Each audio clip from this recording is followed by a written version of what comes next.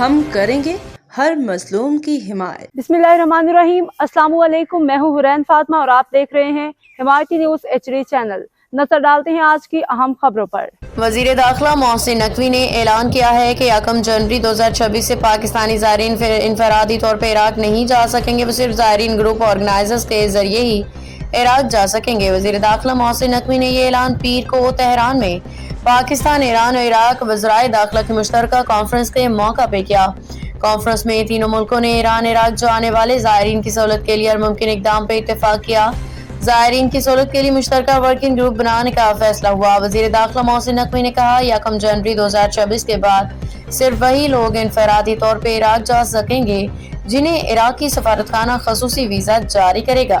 सिर्फ ज़ायरीन group organisers के जरिए ही इराक जा सकेंगे। अब तक के लिए इतना ही। मज़ीद खबरों और अपडेट से बाखबर रहने के लिए देखते रहें हिमायती न्यूज़ HD चैनल।